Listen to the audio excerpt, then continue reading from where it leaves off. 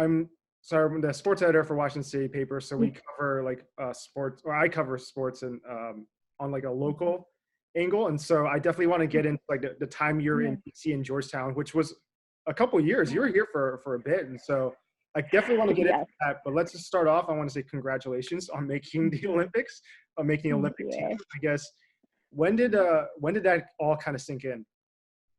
Oh my gosh, I honestly feel like it's still partly sinking in. But the day after the race, I think it really started to sink in when I went over to team processing and started filling out all the paperwork and got all the uniform and the gear and got to celebrate with my family a little bit because they all flew out to Eugene. So yeah, probably like that next day was kind of when it like hit me like this is happening. What was that moment like when you realized it? Yeah, I mean, crossing the finish line and knowing I was in third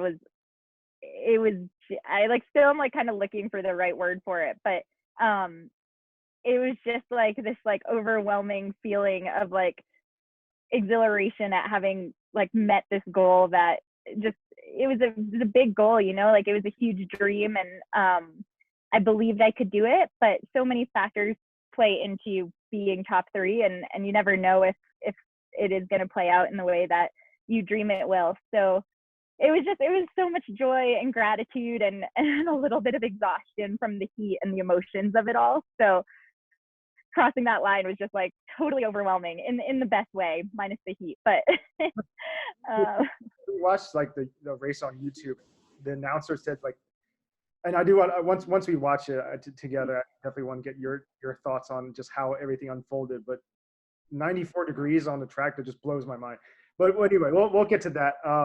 Just kind of go back in time a little bit. And I've been asking people who have, were competing at the trials or either qualified for Olympics, just like, when did it cross your mind that you wanted to be an Olympian? Was it in high school? Was it when you were watching the Olympics when you were young? Was it in college? When did that become like a dream of yours?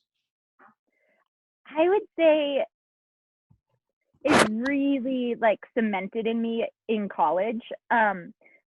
In junior high and high school, so actually after my 8th grade year, I ran at the Junior Olympics, which is really just like a national caliber meet, or it's just a national meet. But it's funny, if you look at the start line, there's a photo. I think I'm sandwiched between Emily Sisson and Jordan Hussein at this Junior Olympics start line, and that's 2005, I think. So that was like a taste of like highly competitive, like highly hyped up, fun competition, and I don't think I really dreamt about the Olympics then. But once I went to Georgetown and was just surrounded by some of like the best runners in the country, some of the best coaches in the world, Maggie Infeld, Liz Malloy, Julie Cully, like getting to like watch these women firsthand, and like they're traveling over to Europe and competing with the best in the world. It became kind of a dream and a more realistic dream in college, just knowing that some of my training partners and some of the women I get to work with are doing it. And obviously Emily Infeld was the year above me at Georgetown and one of my best friends from college, and watching her make that 2016 team and hugging her like right as she was doing her victory lap was just a moment I won't forget. And I think my own personal Olympic dream really fed off of what I was watching, some of my teammates and my peers do the last couple cycles. So where was the Junior Olympics? Indianapolis. Okay. Indiana. Yeah. And gosh, I have to double check the year, but it's probably, I want to say 2005 sounds right. Nice. And so yeah, I guess every time I'm preparing for an interview, I've just been like listening to podcasts, and I feel like that's almost like an eco way of doing research beforehand. But I guess I haven't heard the story of how you end up in Georgetown. Like, how did you end up in Georgetown? So this is before, cell phones and way before, like, I think a lot of college recruiting has kind of changed with increased technology. But I remember getting these like letters mailed to my high school with like recruiting, like, oh, if you're interested, like we're interested in you. If you're interested in us, like send back this piece of mail and then we'll call you. So I was getting a bunch of these, and I like had heard of Georgetown and I loved Washington D.C. So I was like, oh, I'll send one back to Georgetown. And then I got a phone call from Chris Miltenberg that summer, and just like listening to his passion and what his team was all about. And it was enough for me to take an official visit. So I took an official visit the fall of my senior year, and just kind of fell in love with their program and the people there. And it wasn't, if you had asked me kind of like a couple months before that, I honestly didn't know much about Georgetown. But after taking that visit, it was totally where my heart was, and their program and the culture they created is like just totally what I wanted to be a part of. So long story short, I yeah, listened to my heart on that one, and it was, yeah, one of the best decisions I've ever made was to go to Georgetown. Awesome. And so what was your experience in DC prior? Have you visited the city? Do you have like family here? What was your experience? No, I was there for, it was high school indoor nationals. Again, I'm gonna like blank on the year. I want to say 2008, 2007, 2008. So my family made a trip out of it and like explored the city. And I actually remember very vividly on that trip being like, oh, DC is so cool. Like it'd be really fun to go to college here, but like not knowing any of the schools in DC. And my dad's like, oh, like Georgetown's right across the river, like right over by on that side of the river, like it's a really good school. And I was like, okay, yeah, like I'll probably go to a New England school, like all my siblings did. And so I kind of brushed it off until that letter in the mail came, and yeah, just kind of kickstarted that whole process. And then so you said a couple of times that I heard, that you've had fond memories and you really enjoyed your time in Georgetown. Yeah. What was your experience like in the city? And you obviously stayed a little longer for like a fifth year and then grad school, and you worked like part-time jobs. So I guess what was your kind of just your 7 years in DC like? Oh man, DC, I actually have a cousin who is about to move back to DC, and we were just reminiscing yesterday on what an amazing city there like DC is, and all the museums, and I mean so many free museums. So like there's so much I feel like I didn't get to take advantage of while I was in DC. But that being said, during my 7 years, I got to explore a handful of the museums and go to a few concerts and just get a taste of the culture and the amazing restaurants. And like it's a really special place. Like even though I probably did spend most of my time there in the Georgetown bubble, and was super hyper focused on both academics and athletics, so didn't get like to explore the city to the degree that I would have loved to. It's a place I have such fond memories of, even if it's just going down to the Georgetown waterfront and having a picnic along the canal and sitting at the Potomac and reading. And then during grad school I did work a few part-time jobs, including the Georgetown Running Company job, and got to kind of interface with a wider variety of or wider population of the community, which was really special. But there's so much to DC. Like even right now, like I just ran with Sarah Hall and Diana Curry this morning, and we're talking about the Cherry Blossom 10 miler that's coming up in the fall now because it was postponed, and it like made me so nostalgic for like, I'm like, oh, I like can't wait to go back to DC and jump in some of these races and go visit my cousin. And she's super cultural and intellectual, so she's like so excited about visiting like all these different museums. And DC is it's such a special place. It's yeah, there's so much to it, but I loved my time there. 7 years in DC it flew by. I almost wore a Cherry Blossom shirt today, but I didn't want to be too. I love it. So where did you run? Like, where did you enjoy running? Yeah, gosh, that was like the biggest surprise to me. Moving from Maine, there's so many good trails in DC. Like, oh my gosh, Rock Creek Park, Great Falls.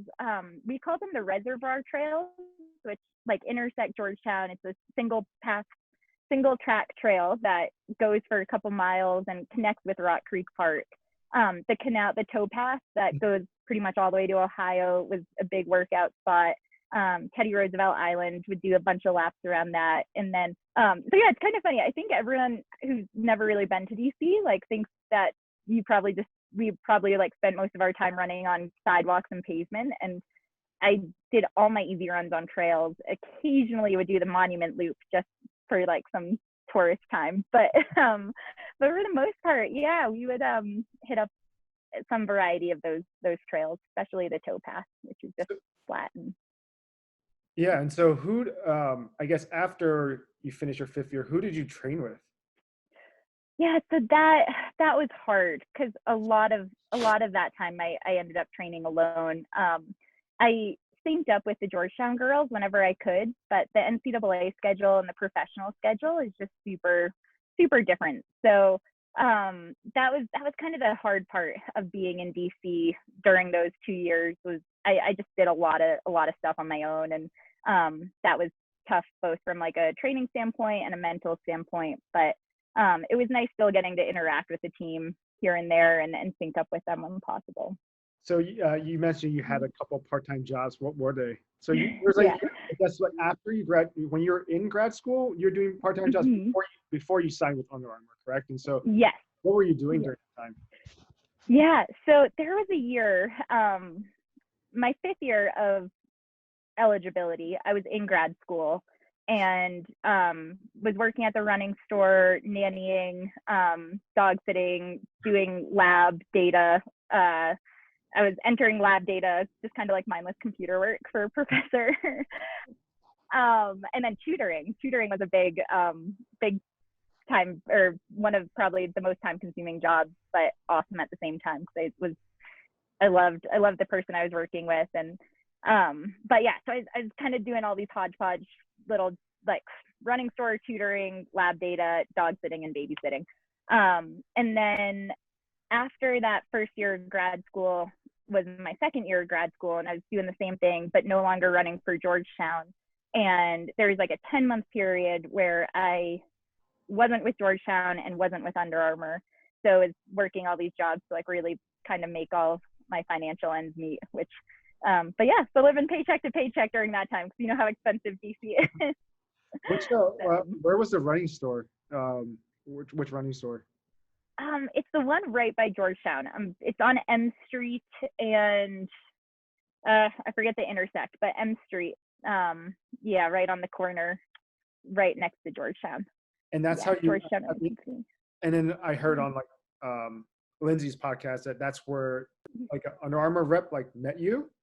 Yes, it was totally serendipitous. Like I was just working a shift, and Under Armour was gonna be more of a presence at the running store. So a few of I actually think Kevin Plank came in with this crew. It was like, yeah, I'm not kidding. It was like the high ups. Like it was like Kevin Plank, Georgina, who was the one I ended up talking to, and she was like she's very high up at Under Armour. And we were all just chatting, and you know, I told them that I was like running post collegiately and had these dreams of you know, hopefully going to the Olympics someday and like being a professional runner. And she was like so amazing and gave me her email address. So I sent her an email and she forwarded it to the run marketing sector of Under Armour. And that's how I ended up signing my first contract. Was like totally like I was not recruited. I was not like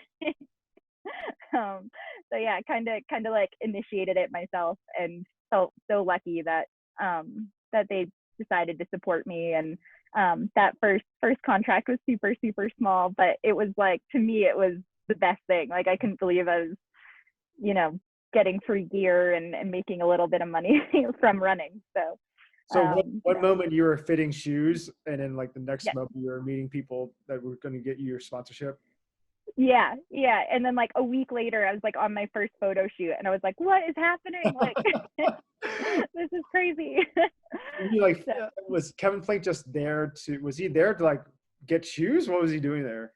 I think they were there to like look at the store and like see like what type of presence Under Armour would have in the store, and like how to, because they were also like really kind of just hitting the market with running shoes at the time. Like I think my first year or two with Under Armour, they didn't have any track spikes.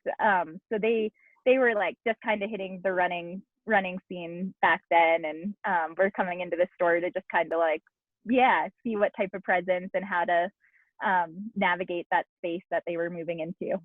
That's a really cool story. Yeah. That's awesome.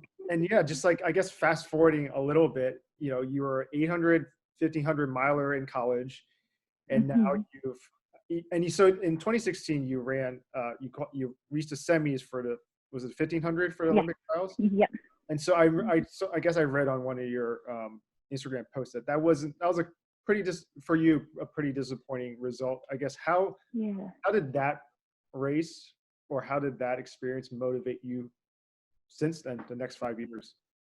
Yeah, totally. So I guess to understand 2016, you almost have to go back to 2015 USA Champs, which right before the outdoor championship is pretty much when I signed with Under Armour. So signed a small deal, and then was having this like awesome first post-year post-collegiate. Like despite, you know, like being in grad school and working all these jobs, I was having so much fun, and I was totally just doing it for myself. Like there was no external pressure. There was no like I was just doing it because I wanted to. Like there was no money. Like it was totally like for me. And I missed making that world championship team by 0.01 seconds. So like Under Armour had just signed me, like almost made the world championships, and I was like, whoa, like this is, you know, like loving it. Like it was an awesome first year post collegiate. But I think having just missed that world team, I went into 2016 trials being like, I can make the Olympic team, and like that's how I like kind of had success defined in my mind of like I you know, just missed this world championship team the year before, so like we're going for the Olympics. And I was tired. Like I mentally had like kind of beat myself. So I didn't even make it to the finals of that 1500, left the 2016 trials feeling really disappointed in myself, and but more like especially disappointed in my mentality around it. Like it just like wasn't true to like why I was running. Like it's the reason I run is to like see how good I can be, and to like bring out the best in myself. And I was just comparing myself to others. So from 2016, I really like sat with that, and like sat with why I was so disappointed and why I felt like I had failed myself and failed my purpose. So from 2016 to 2021, I kind of like did a lot of work on my mentality, and making sure that I didn't kind of repeat that same mistake that I did in 2016. So long story short, different mindset coming in. Yeah, no, I mean, I thought your like reflection post was really, you know, really profound in that you really wanted to make this Olympic team, but you were, I think the way you explained it was that you were, let me pull it up. You were, I don't want to misquote you. You were saying that you were detached from the outcome.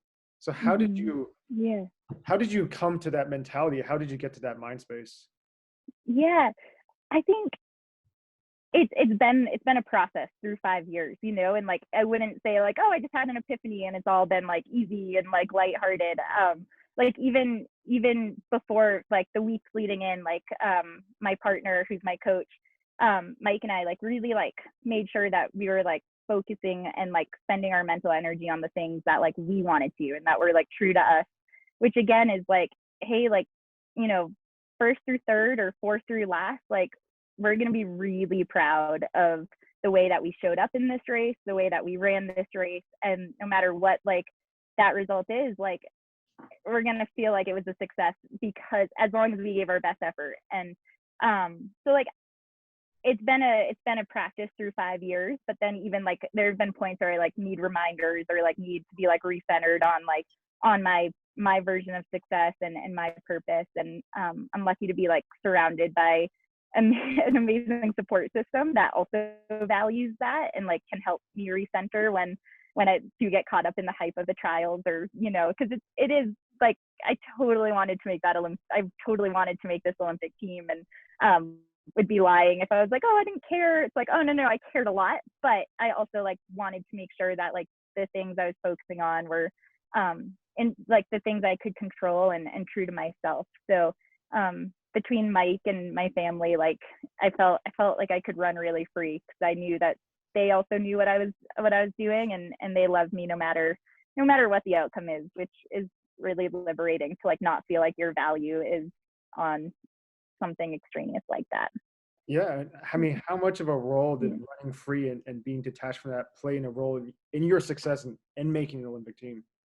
Oh, a lot, like so much. I don't think I can like overstate it. Like, what happened in 2016 is like I almost like beat myself at the 2016 trials because I just like was so focused on a result. Whereas 2021, like a couple of weeks ago, I had a lot of fun at the trials. Like I was like, oh, I can't wait to get to the track. Like this is the fun part. Like here we go. And like I was like so nervous. Like I was like, but it was also like this expression of like gratitude and joy and getting to like just do what I love and focus on like why I love it rather than try to like focus on someone else's like version of success or anything like that. So I think the mindset I was able to bring in is a huge part of the reason I was able to make it at the end. I love that. And I think one of the quotes that you were talking to Carrie Tollefson that I wrote down is that I think especially because of the last year where races were canceled, you said racing is the fun part. And I guess I'm skipping around a little bit, so I apologize. No, okay. I feel like this is just kind of the natural flow of where of this next question. But like, what are some mantras that you have for yourself? Like, do you have mantras for yourself when you're either running or just like training? Like, what do you tell yourself? Yeah. Sometimes I have mantras. I don't like go out of my way to select one. Sure. I have a tattoo, my one tattoo, which maybe is my life mantra, is never let fear decide fate. So I think that's always a big one, is like just, not like showing up courageous and brave and focusing on your why and not, because it's there's always going to be nerves and there's going to be like things that are scary, but I don't know, like it's so important to, again, like follow your heart, and even if that is a little scary. So I don't, at the trials, I don't think I actually had a mantra, but it was too hot. It was too hot. It was too hot. Yeah, exactly. Don't focus on the heat.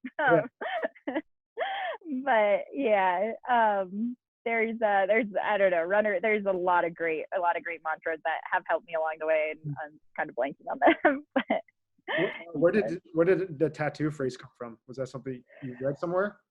It actually comes from a road trip that my best friend, who she's like a sister to me, we grew up our whole lives together, and we took this road trip together from Maine to Flagstaff when I was coming out here for an altitude camp.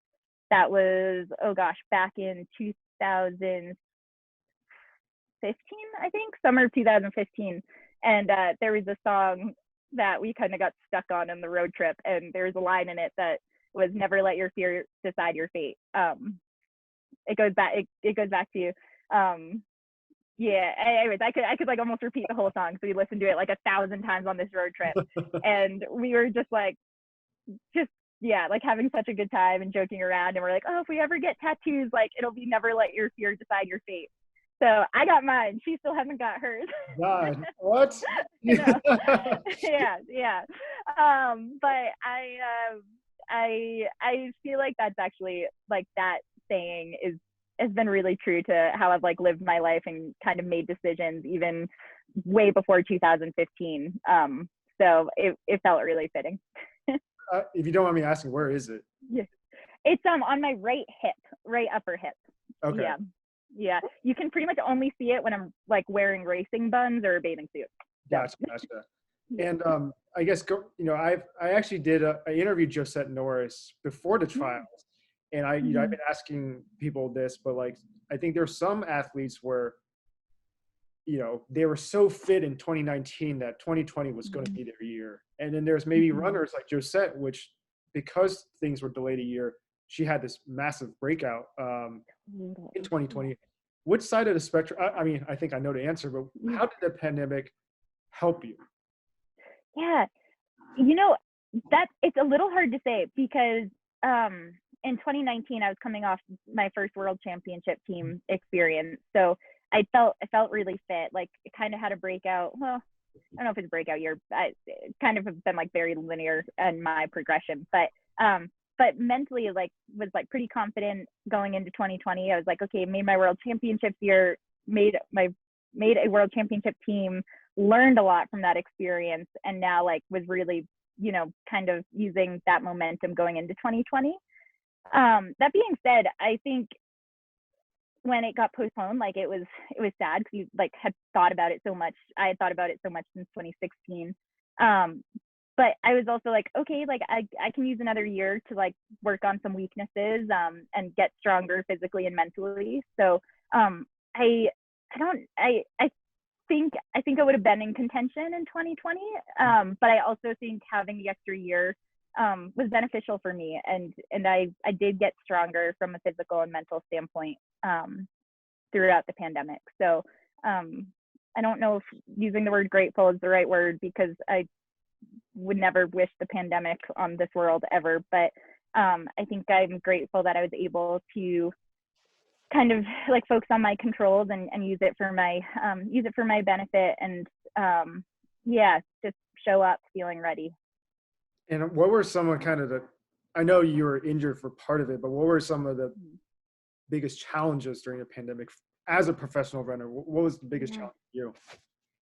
I think I just missed racing a lot. Like, I had envisioned like everyone had envisioned 2020 to be this big Olympic year, and to all of a sudden have all the races wiped from the calendar was like, whoa, like I don't know like what's gonna happen. I don't know if the Olympics are gonna happen. I don't know.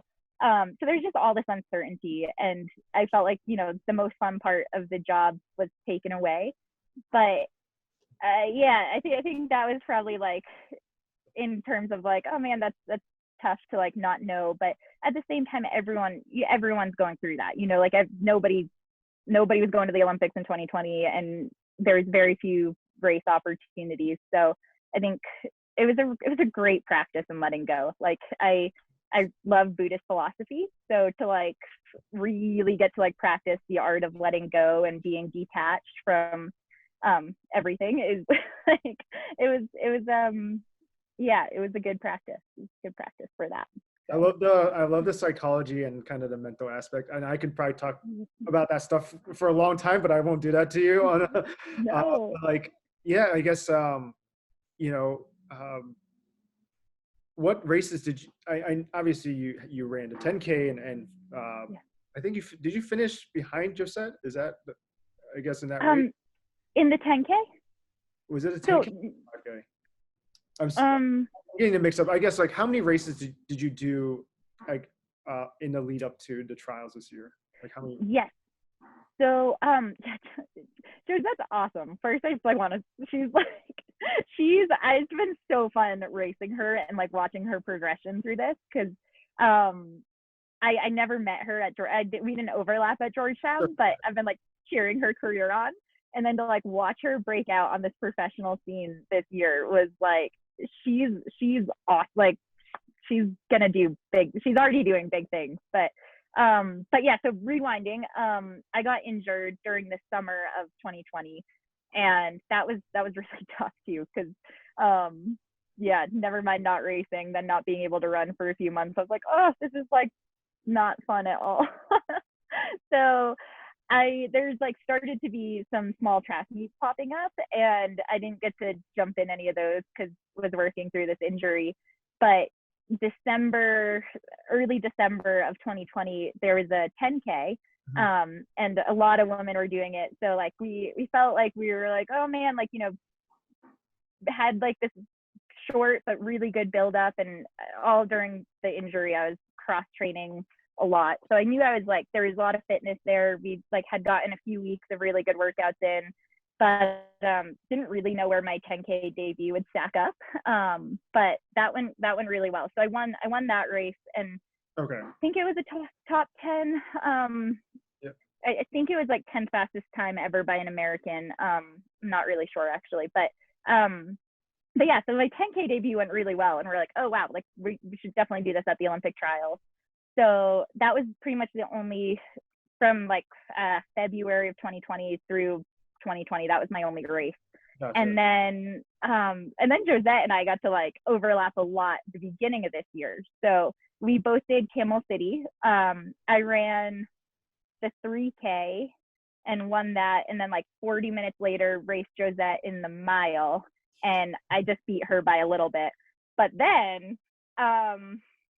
we did a 5K in Texas together, which I had a really rough race. The humidity and just that was tough for me. I think she beat me, but I can't remember actually that race. I'm pretty sure she beat me there.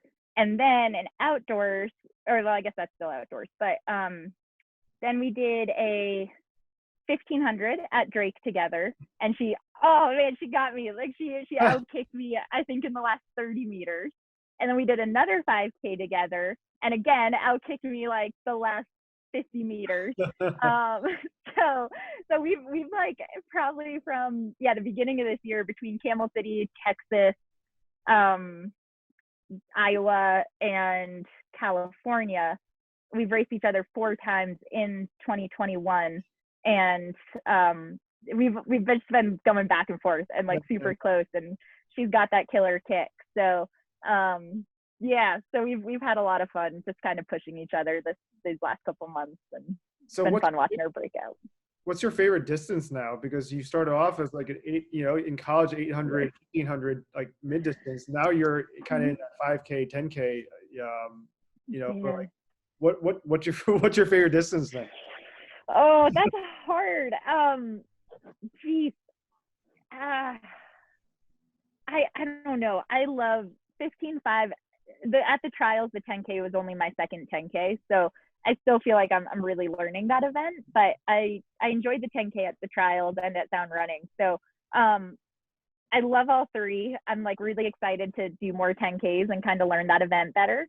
1500 was my specialty in college, and I like there's so much I love about that event, the 1500 a mile. But the 5K is like this really cool intersection of strength and speed. So, and it's the one I'm probably having the most success at in terms of like, oof, sorry, yikes. I don't know if you could hear that. Someone just called on my phone. Anyways, so I think I'm enjoying the 5K in the sense of like getting to, compete at the World Championships and the Olympics, and kind of using that hybrid of speed and strength in it. So that does not answer your question, but you can't pick between your kids or your pets or whatever. I know, yeah, exactly. I like them all for very different reasons. Right. Let's if you don't mind, let's I guess I haven't done this before where I'm like sharing screen for an interview, so hopefully this works out. Do you want to just watch? We'll speed through some of the race. Have you watched your race? Have you like rewatched? I have once. Yeah, I watched it once. So. Let's do that. Let me share my screen real quick. Gosh, I don't know what I'm doing. Can you see that? Ooh, yes. Yeah. Okay. Wow. Cool. All right, and I'll mute it, but like I guess I'll ask questions and then maybe I'll unmute it at some points. Oregon, 1 go for tonight, and it's the. Okay, can you still hear me? Yes. Okay, so I guess what was your strategy going to? Or what was you and Mike's strategies going into the race? Okay, so we knew that we didn't think it would be a very fast race just because of the heat. So we were expecting it to kind of be like on the slower side. So we said there's no bad position because there's only 15 women in the race, so it's not that bunchy. So to just kind of run. I think I lost it because I got a call too. Let me try. No worries. Can you see that? Yes. Okay. Yeah. Sorry. So what was, I guess, do you mind repeating just a little bit of that your strategy? No, not at all. Yeah, so with just how hot it was and how few people were in the, I mean, 15 people for a 5K is not very crowded. So with the heat, we thought it might be on the slower side, and we kind of thought, you know, like there's no bad position. The main priority is to just run as like relaxed as possible, but to really make sure that the move before the move. So like before the final sprint, there's going to be someone who's going to like really push the pace, and that's going to be really important to be in position for. So essentially, I just wanted to make sure that like I was always in a good position to cover any moves, not let any gaps form, but then really to just like settle in and run as relaxed as possible as for as long as possible. So I think we'll probably about to see it, but I get out right behind. Oh no, Abby. Sorry, that was a flashback to the Yeah, that was the 2016. flashback moment. Yeah. But yeah, I was really happy with my positioning early on. I got right behind the leader, who is Taylor Warner, and just settled in right behind her. And that first half, kind of like we anticipated, was super, super controlled. Definitely, we were running a much slower pace than all of us are have in the past. So yeah, so I just settled in behind Taylor and just didn't do anything. And then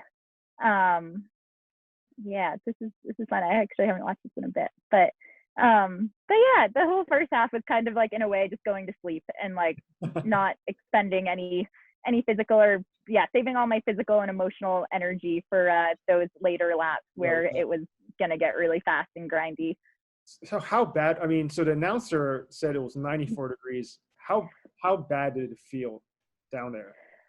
Gosh, you know, it was really hot. I didn't even go over to the warm up area until like 5 minutes before warming up. So I stayed in the air conditioned hotel like all day.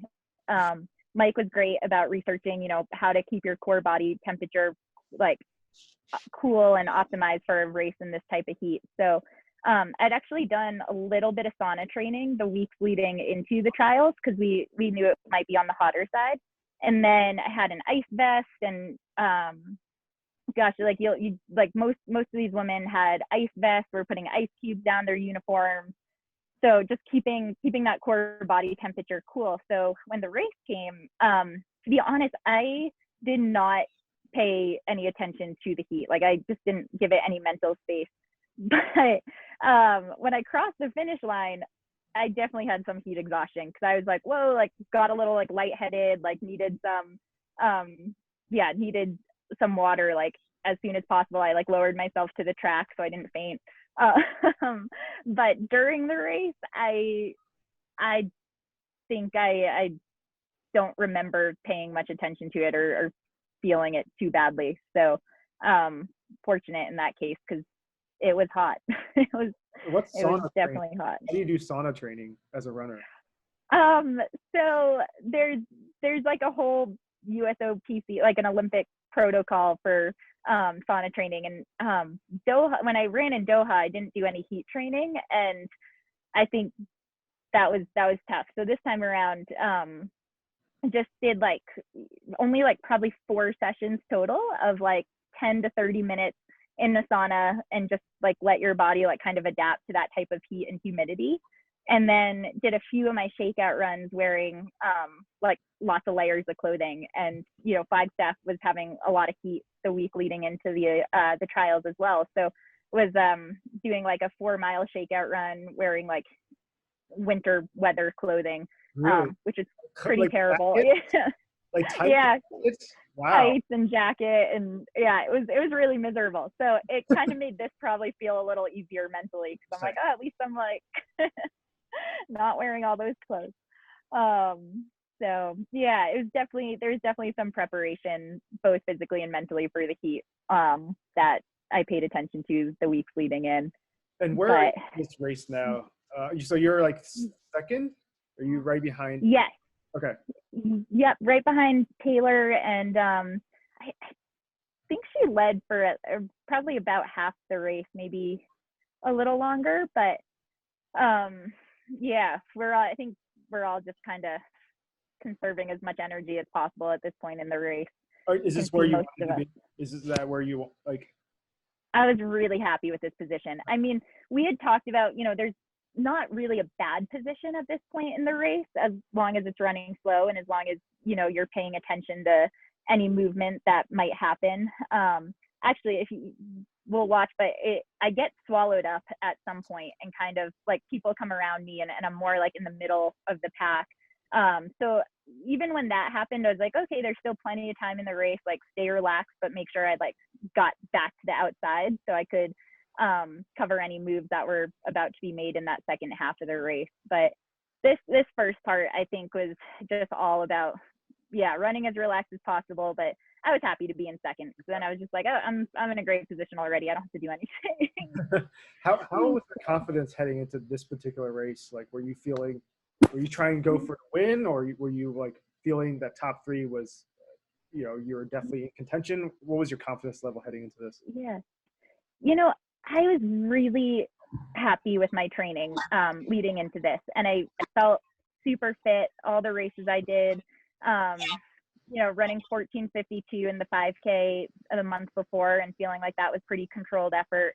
I had a lot of confidence in my physical abilities, so I believed I could compete with anyone and potentially win this race. But that being said, all of these women are the top in the country, and I was like, I respect all of them so much. So I'm like, I'm confident in my training and my physical and mental preparation, but I could run my best race and still not even be top 6 or 10, or you just never know. So I was confident, but there's definitely a lot of nerves, and there's like I don't think anyone would say like, oh yeah, it's given to make this team. I was like, believed I could do it, but until I crossed that finish line, like till like probably a second after crossing that finish line, it like never was like a thing of certainty.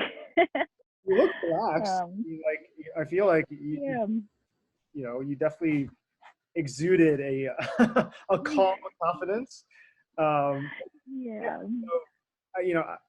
was going to ask about this maybe later, but obviously, one of the headlines going into, I guess, or during the trials is that you switched sponsors, and I know you've been very effusive about Under Armour and what they've been meant to you for your career.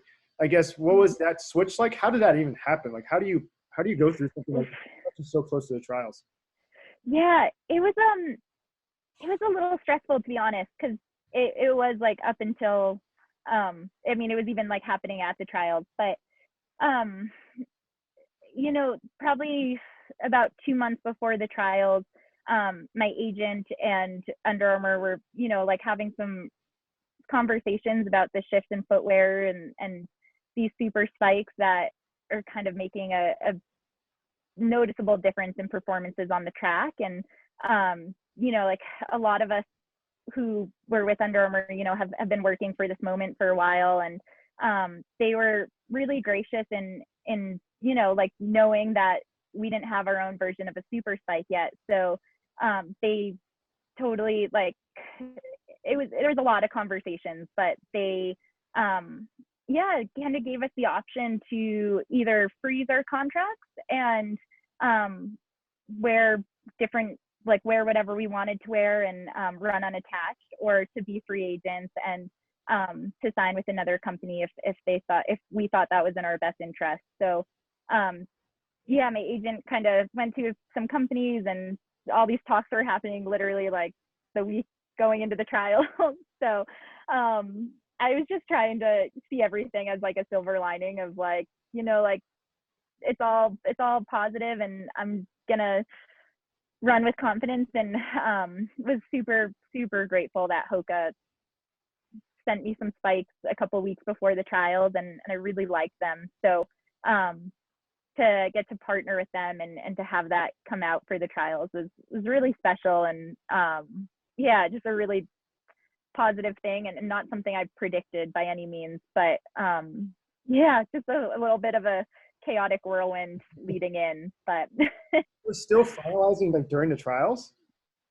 Yeah, I mean, I was pretty confident that it was like the decision we were going to make, and the contract was being finalized like those first couple days of the trial. So I think I stayed very focused on what I was doing, and that was competing and focusing on the trials and kind of the contract stuff and the shoe stuff, and honestly everything else going on in the media. I kind of like did a little social media hiatus the month of June, just to make sure I was really focusing and spending my mental and emotional energy on the things that mattered. And to me, that was bringing my best self out at the trials, and not getting caught up in this stuff that is distracting.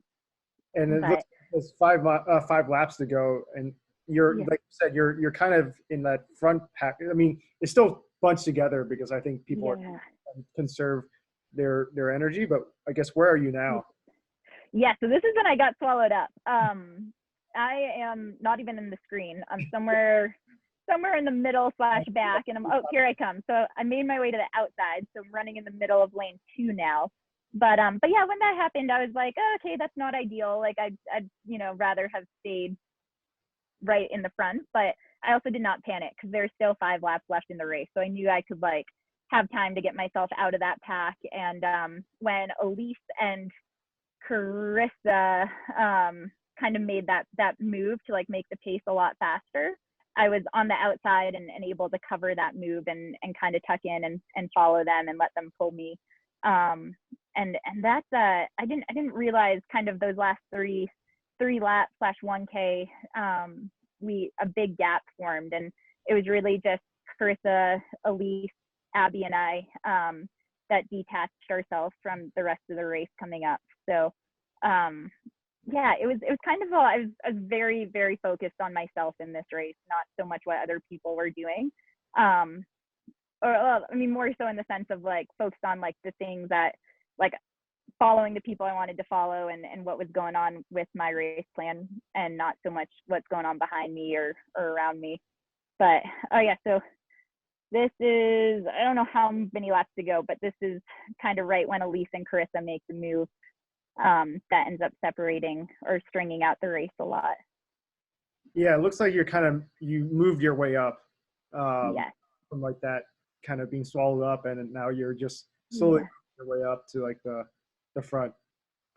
Yeah. I think there's I think this is probably about 3 laps to go, and you can see it starting to string out. So how are you feeling? Like, at this point, do you recall like how you're feeling? Like, you feel like just hang on, or are you just feeling good? No, this was the exciting part. This is the part I had like really visualized. Mike and I called it the move before the move. Like, we anticipated that it could be a mile out, it could be 1K out, but at some point someone is going to like make a big move, and that's the move you have to cover, because the final move, which will be like, the last 400 or 200 or even 100, is you've got to be in position for that final move. So yeah, so when Carissa and Elise kind of made that move, I was like, okay, here we go. Like, this is the race. Like, this is where it happens. Like, kind of that whole first part was just, like the formality of the 5K of like, yeah, this is the strategic part, and now we get to do the actual fun part and grind it out. The fun part, that's just, I mean, that's really, I mean, I think that's really impressive, obviously what you do, but yeah, it sounds like you're prepared, you visualized, you and Mike kind of prepared for anything that was going to happen late in the race. Yes, totally. Yeah, the first part of the race was almost like, in terms of like positioning, and that was just way more like vague. But this last part, we had spent a lot of time kind of talking about and talking about like where we wanted to be and how we wanted to cover these moves, and kind of even like what we wanted to be thinking during this part of the race. So yeah, so I just went around Carissa, and I'm up on Elise's shoulder, and yeah, the 3 of us kind of like moved positions a bit, but I was just like, I am not I'm staying on this. Like this is this is this is the part that we had really kind of wanted to make sure we were on. You're really picky on speed now, right? Yes, yes. So this is heading into the final lap for about 450 meters to go. So now it's all just like pretty much run as fast as you can. This is your 1500 meter, background, right? Exactly. This is where the 1500 meter runner in me gets like super excited. Is there's like almost no more tactics. This is just like we're just going hard. Yeah. Yeah. So yeah. At this point, or just trying to hang on? Yes, because they're like really picking it up, and I think this is probably where I'm getting a little heat exhaustion, but it's at the same time I don't remember thinking about the heat. I just remember thinking like stay on them and go. Like there's 100 meters, 120 meters now until you're in that third position. So they get like a second or two on me here, which yeah, but I knew I had a gap on Abby, so I was just totally focused on getting across that line and holding down third position. But that's awesome. This is so cool, Rachel. Thanks so much for yeah. I think you sit down eventually, right? I do. It was really funny. I think I had just enough to hug Elise and Carissa. Yeah. Like I'm like already falling over. But yeah, I totally. That's where I think the heat, which I like don't remember in the race. I was like, whoa, like I'm like lightheaded right now. But yeah, it was that was overwhelming crossing that line. Yeah, what was going through your mind? I guess just trying to stay conscious. Yeah, honestly, yes. Like there's a point I'm on my hands and knees here, and I'm like, just try to like see, like just open your eyes. And I walked over. My agent was really close to the finish line, and he's like congratulating me, and I think all I could say is, "Do you have water?" I was like, "Do you have water?" But yeah, it was fun. Yeah, cool. Yeah, I hope you. I mean, so this is the second time you've watched this or rewatched It is. Yeah. It's kind of funny. Like I remember being so in the zone in the race, like so hyper focused on like exactly where in the race I was and what I was doing and what I was thinking, that crossing that line, it was like I hadn't like prepared for that part. Like, so I remember being like, whoa, like we did it, like I did it. But I was also like, whoa, like I'm lightheaded. Yeah. So this is Katrina, one of my best friends and college teammates, and then Stephen Haas was my agent right with her, and yeah, I think I pretty much could only ask for water at that point. And yeah, some quick ones because I've been keeping you for like an hour now. Again, thanks so much for this. When do you head to Tokyo? July 25th, so 3 weeks, little less than 3 weeks. Oh, that's like a week after your birthday, right? Oh my gosh, it is. Yes, I'm turning 30 in soon. Before then. 30th birthday, or like 30th year, I guess. Thank you. And then, so who are your training partners now? Because I know Steven and Shayla have the Dark Sky training. Like, who are you training with? Who are your training partners? Yeah. So that's like one of the best parts of, or most special parts of living in Flagstaff, is there's always so many incredible runners to sync up with. And I would say throughout the pandemic, I did most of my training with Sarah Hall, Diane Curry, and Colin Schultz. And they have just been such instrumental parts of this whole process, like both from a workout standpoint, but just they're so fun to work with. Like they've been these huge lights in my running life, but also just as friends. And so those three I would almost call like my closest teammates. And then the Dark Sky group, I would sync up with here and there, and people coming here to train for altitude, like Katrina Coogan's, the New Balance crew. So yeah, it's such a fun part of Flagstaff is kind of just getting to like interweave with all these people here. But Sarah Hall, Diana Curry, and Colin Schultz have really played, like, been my like consistent teammates, I'd say. Was that the same Katrina you were hugging? Yes. Okay. Yep. Yeah. It's such a small running community, but yeah. And so you got engaged last winter, is that correct? Did. Yep. Got engaged this past December, and we're getting married in September. So coming up. Or this year? Yes. Yep. Yeah. In like 2.5 months. Oh, wow. September. Okay. Yep. So, yeah. So it's been fun to, it's been a really happy side thing to be planning a wedding during this time. So you're wedding planning while you're training for Olympics? Yeah. And I'm also back in school, so I've been taking classes too. Yeah. Are you doing like another master's? Yeah, it's an online master's that I started in March of this year. But yeah, it's kind of funny. I was like doing homework assignments at the trials, and I'm like, oh, this is due at midnight. So yeah, kind of, yeah. Sorry, Clinical mental health counseling. Okay. So I've started up a counseling master's program that's out of Grand Canyon University down in Phoenix. Cool. And I know you do some like, well, let me ask this first. What are your goals in Tokyo? Sorry, say that again. Goals after Tokyo or for Tokyo?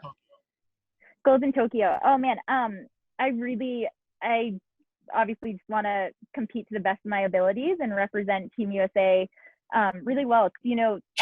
I in that post that you were talking about, I really do believe that, Team USA, the US has so much depth that we could fill our national teams at least 3 times over with world-class competitors. So I want to represent our country and this amazing distance phenomenon that we have going on in the country. So I really see myself making that final and doing the best I can in that final to bring it home for Team USA. And I know that you do some private coaching as well, right? Yep. With Ryan, right? Yes. Yep. Yeah. I coached a few athletes through the Run Free training program, and that's been super fun. It's such a great way to connect with people of different ages and abilities in the running community and help them work towards their personal goals. So I've really enjoyed that. But this was so much fun. Thanks so much. And if you're ever in DC, please say hello, and I'll let you know. Definitely. Please do. And thank you for all the time that you just spent too, and for all the time you're putting into this, because that's consuming, especially listening to all those podcasts. It's a lot of fun. Thanks, Rachel, and good luck in Tokyo. Thank you. Thanks, Kellen. Talk to you. Yeah. Bye.